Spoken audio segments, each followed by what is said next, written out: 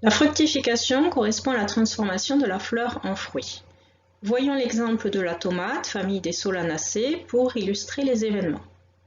Chez la tomate, le grain de pollen arrive apporté par une abeille. On parle de pollinisation entomophile.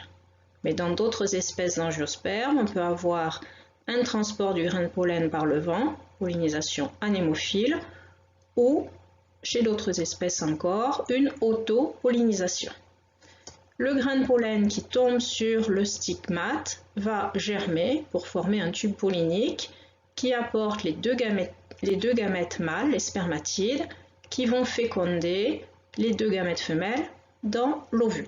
Donc on aura une double fécondation par phénomène de siphonogamie, puisqu'on a un siphon, un tube qui est mis en place.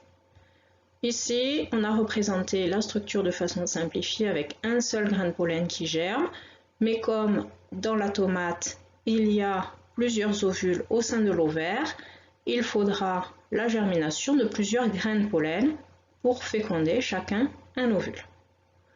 Mais dans d'autres espèces, on peut avoir un cas simple avec un seul ovule à l'intérieur de l'ovaire. La double fécondation va engendrer la transformation de l'ovaire, de la paroi de l'ovaire, en paroi du fruit, donc de l'ovaire en fruit. On parle de nouaison. Voyons maintenant les transformations des différents verticiles de la fleur au cours de cette fructification. Au niveau de la tomate, le calice, représenté par les sépales, va persister. On parle de calice marcescent, mais dans la plupart des cas, le calice tombe. Les pétales vont tomber, ils ne se retrouvent pas au niveau du fruit, ainsi que les étamines. L'ovaire, quant à lui, se transforme en fruit. Pour expliquer les phénomènes, j'ai représenté les éléments en correspondance sur des lignes. Donc la paroi de l'ovaire, globalement, va donner la paroi du fruit, encore appelée péricarpe. La paroi de l'ovaire elle-même est constituée de 3 tissus.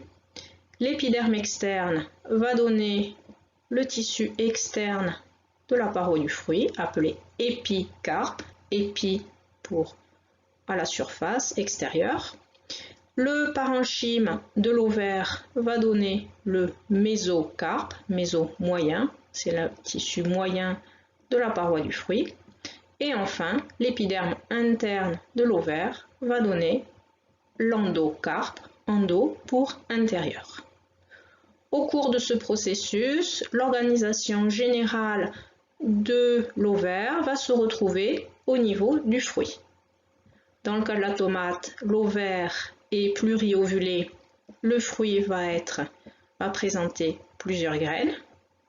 On a un ovaire super dans le cas de la tomate qui va donner un fruit avec à la base les sépales, le pédoncule floral et à l'extrémité la cicatrice d'insertion du style. Le nombre de loges au niveau de l'ovaire va se retrouver au niveau du fruit et le type de placentation des graines au sein de l'ovaire va donner le même type de placentation des graines au sein du fruit.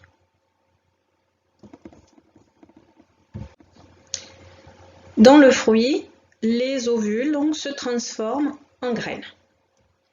Revoyez bien les mécanismes d'embryogenèse dans le TP, l'organisation des graines et les phénomènes de passage de la mauvaise saison. Le fruit contient les graines qui vont pouvoir ainsi être disséminées. Les plantes sont ainsi adaptées à leur mode de vie fixé en dispersant les graines contenant la nouvelle génération.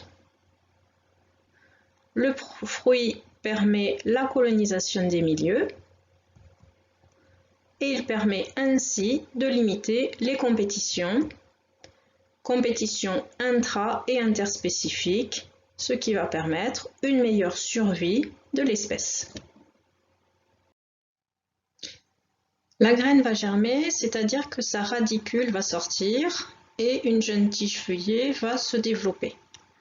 Pour cela, la graine se réhydrate. On assiste à une reprise de croissance et de développement interrompue lors de la formation de la graine, lors de sa maturation.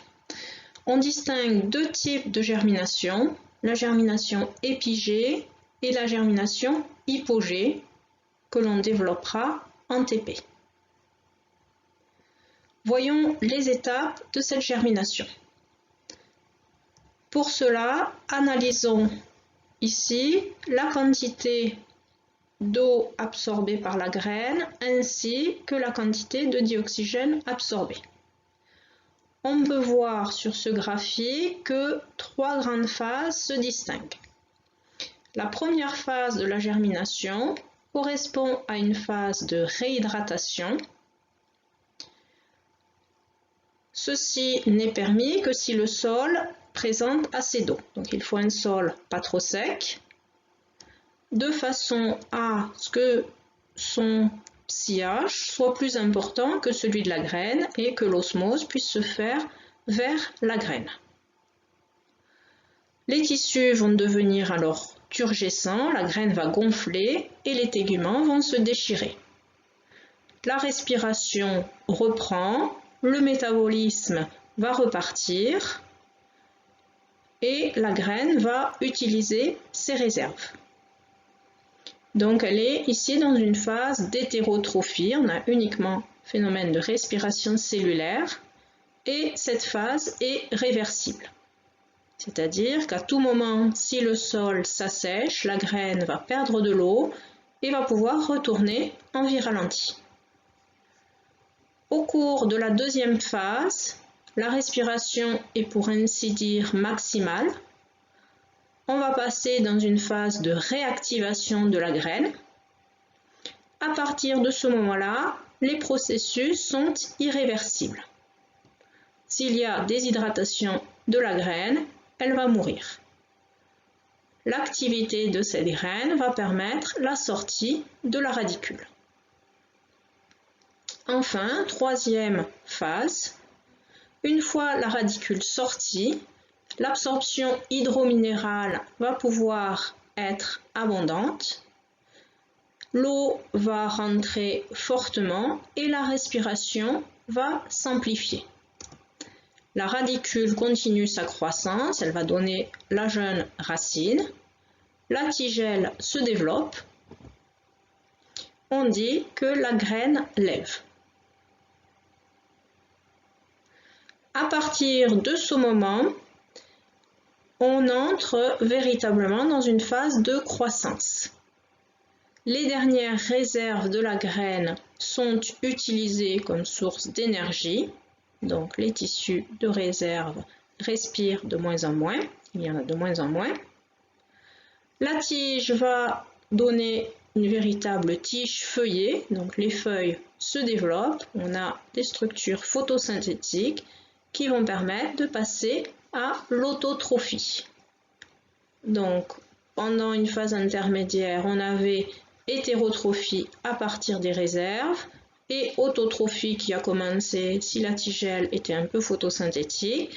Et à partir du moment où il n'y a plus d'éléments de réserve, de tissus de réserve, on va passer à de l'autotrophie stricte complète.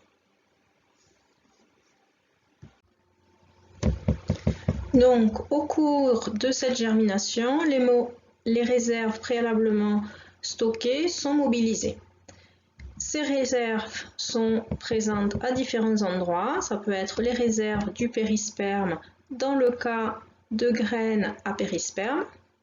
Ça peut être également les réserves de l'albumène pour les graines albuminées ou encore les réserves des cotylédons dans le cas des graines ex-albuminées. Ces réserves sont de différentes natures. En fonction des cas, on peut avoir des réserves de type lipidique, sous forme de gouttelettes lipidiques, des réserves de type glucidique, principalement sous forme d'amidon, de grains d'amidon, ou encore des réserves de type protéique présentes au niveau de grains d'aleurone. une même réserve peut présenter, une même graine peut présenter différents types de réserves.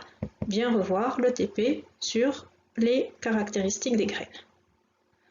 Nous allons étudier ici un exemple de mobilisation de ces réserves dans le cas des grains de graminées ou de poacées.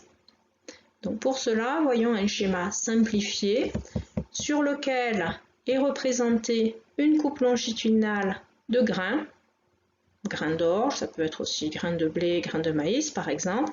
Donc je rappelle ici que le grain de graminée ou de poacée est un caryopse, un fruit sec indéhiscent. Donc on a sur le contour la paroi du fruit, le péricarpe, qui est soudé au tégument de la graine. Au niveau de ce grain, on va avoir présence de l'embryon avec son unique cotylédon qui est excentré ici vers la base. Au cours des processus de germination, l'embryon va synthétiser et libérer des phytohormones de type gibérelline. Ces gibérellines vont agir sur les cellules cibles, sur les cellules qui présentent les récepteurs spécifiques. C'est notamment les cellules de la couche ahyalurone qui sont présentes tout en périphérie. Ces cellules de la couche ahyalurone vont fabriquer les enzymes de type alpha-amylase pouvant digérer l'amidon qui a été stocké au niveau de l'albumène, qualifié d'amylacé puisqu'il est principalement chargé en amidon. Donc il va y avoir hydrolyse de l'amidon permettant de libérer les sucres simples, entre guillemets, donc plus précisément le glucose. Et ce glucose va pouvoir être utilisé par l'embryon plantule pour faire les phénomènes de respiration cellulaire, fabriquer de l'ATP, donc générer de l'énergie utilisable, notamment pour les phénomènes de division cellulaire de mérèse, d'Oxès, à l'origine de la croissance de la radicule et donc l'émergence de cette très jeune racine.